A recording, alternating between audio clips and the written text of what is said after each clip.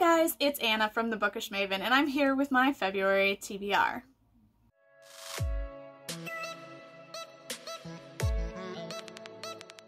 So, in my last video, I told you guys that things on my YouTube channel were going to change up a little bit, and they are still planning to be changed. However, I did decide I was going to keep my TBR because for me, it's a great way to kind of like project what I want my path for reading to look like in this month, and kind of helps me keep myself accountable to it. Now, I do get moody sometimes and I do get a little distracted, but this is my intention. I have a couple other side book projects that I'm working on right now because I have some ideas for some videos that will be coming up.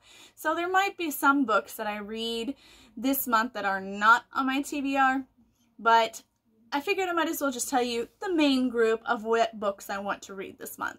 So this is February, the month of love. Of course, Valentine's Day is just around the corner, and I decided why not celebrate it with some book boyfriends? So I chose 3 books this month to read to kind of celebrate love and romance. And so the 2 books that I chose at first is The Simple Wild by K.A. Tucker, and then her sequel, which is coming out this month as well, which is called Wild at Heart. Now this series is just a 2-parter right now. I don't know if they're going to continue, if it's going to just be a duology, or if it's going to be a full series. But as of right now, the 2nd book releases later this month, so I figured I might as well jump on the bandwagon and become a K.A. Tucker fan. So both books are about the same couple, a young woman who's estranged from her father and goes to Alaska where he is living to reconnect, and while she's there, she connects with a bush pilot who, of course, tempers fly a little bit, but also some love flies in the air as well. So I'm really excited to read these 2 books. I have had my eye on them for a while, and I figured, why not celebrate it this month? Oh, that was so awkward. Anyways, the 3rd book that I chose that's a romance is actually an ARC that I received, and I'm very excited to read this book. It is by Mary Janice Davidson, and it is called The Love Scam. Now, I don't know much about this book, and I'm just going to leave it at that. I do know that it kind of features a little bit of scandal, a little bit of love, and some unexpected turns in between. So super excited about that, and I love ARCs. I love getting books ahead of time. I love to be able to see them and read them, and this actually is something that I have had my eye on. It releases later this year in August, but I'm going to read it this month and try to do like a review or an update and let you guys know what I thought of it, so you can put it on your list of potential reads later this year. So with that being said, I do have a main list for my TBR for this month, and I'll just go ahead and jump into it. First off, I got a book that was recommended to me by one of the patrons at my library. Normally I read a lot, and I'm the one who kind of gives people the advice of like, oh, you should read this, or pick up this series, or this author is amazing. But I had a lady that came in earlier this month, or earlier last month, and told me that this author was amazing, but most of all, her series that was called the Stephanie Plum series was amazing. So I picked up Janet Ivanovich's book, One for the Money, which is the first in the series, and I also picked up the 2nd book because I'm almost done with the 1st book already, and the 2nd book's called Two for the Dough, and it basically follows this spunky, chaotic, doesn't have her life together young woman who loses her job and has no love life and lives in traditional Italian family, so expectations are pretty high for her and she's not meeting them. So the Jersey girl kind of decides to take a new career path when her luck is real low. She becomes like a bail bondsman, and she goes and hunts down criminals and brings them in who have skipped bail. And it is just so wild, so fun, so spunky and crazy, and just the twists and turns that happen in this lady's life, and her personality as like a main character is just awesome. So if you haven't read the series that is the Stephanie Plum novels, you should pick them up. They're fun. Now, there is like 36 of them or something like that. It's really crazy high. I don't know how I'll ever get through that many. But I figured I might as well just start plowing through it, and once I get to a point where I'm just a little bit done with it right now, I'll take a break from it and hopefully come back, and by the time I die, I'll be done with the Stephanie Plum series. Well, at least that's my hope in life. So anyways, that is one of the ones that I'm doing, actually 2 of them, because I'm trying to do the second one as well this month, and we will see how that goes as well. Alright, so the next one on my list, I don't know if I'm actually going to get to, but it is The Bookish Life of Nina Hill, and this one is by Abby Waxman.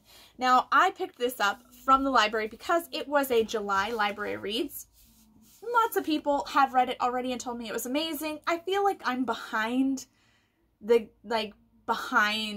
lines or behind the game on this one because everyone's talking about it and has read it already, and it was obviously a July reads, but I haven't, so I feel like I need to read it. I think it's calling to me this month, so I'm intending on reading this book. All I know is it's about a girl who kind of loves living her life as an introvert with her mother and then one day she finds out that where her father is, and that she has this whole other side of the family, and it takes her outside of her introvertness, and it's chaotic and crazy, and she reconnects with a family that she never knew she had, and also there's a little bit of love in there as well. So, I mean, it's about a bookish person. Why wouldn't I want to read it? But this is my plan, to kind of get to this book. I don't know if it's going to happen. It's one of those, like, on the verge, like, am I gonna read it this month? I'm not sure. So I picked it up. We'll see if we have time. The next book that I have already pre-ordered and am waiting like the next 2 days to get is Ink in the Bones by Kim Semchkal. I don't know how to say her name properly, and if I said it wrong, I apologize. But this is a book that I have been waiting for a while.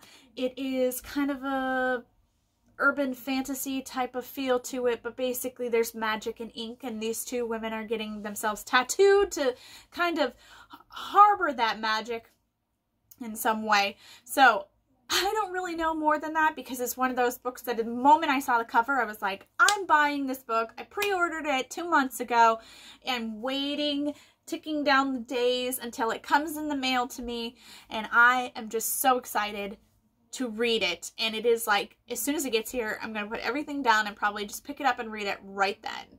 So that is all I know about the book, and that is all I intend to know about the book because I need it to fulfill all expectations. I really do.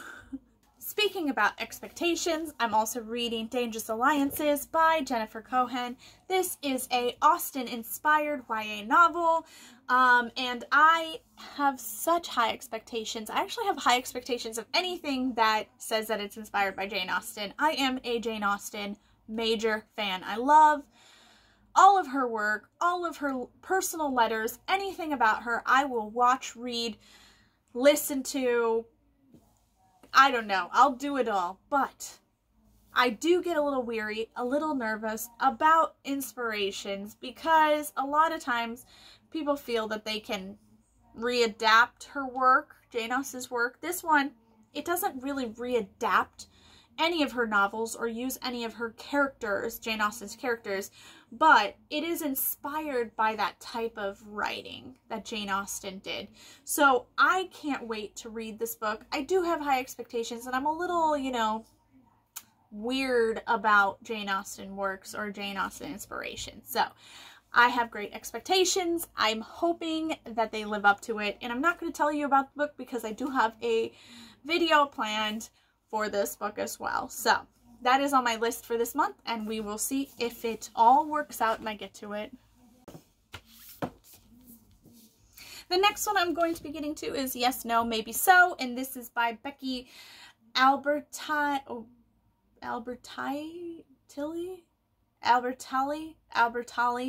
Becky Albertalli, and Aisha Saeed. And I'm sorry if I butchered their names, but I'm excited about this book. It's a YA story, kind of a romance that centers around 2 kids. One is kind of being voluntold to work as a canvassing person for a political party, and this is where they meet the other person who is there because they want to volunteer and do it. So it's like a introvert gets matched up with an extrovert, and they are going door to door talking to people about the campaign. I think it's very relevant for 2020 because we do have a campaign that's going on for a presidential election this year, and it's going to address some very interesting things, I believe. It's very politically charged, but social and relationships and emotional intelligence, I think, is going to be a big factor in this book. Hopefully if they did it right, it will. But it will also have a fun, like, romance and a little bit of a fun contemporary feel to it as well. Hopefully. That is my hopes for this book. I should mention that. It's probably not a guarantee, but this is one that I do have a video planned, and I have some fun going to happen with this book and the video that I'm about to make for this. So stay tuned for that later this month. And the last one on my list for this month is A Good Girl's Guide to Murder, and this is by Holly Jackson.